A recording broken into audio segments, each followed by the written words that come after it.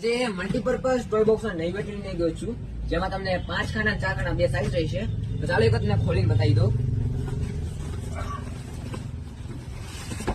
આ તમને જીતું અસેમ્બલ રહેશે, સાથે એક વોશેબલ કવર પણ મળશે.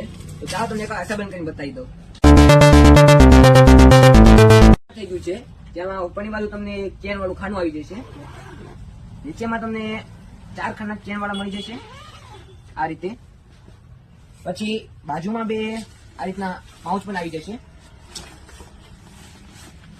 સાથે નીચે ટાયર છે, જેથી ઇઝી ટુ મૂવ રહેશે.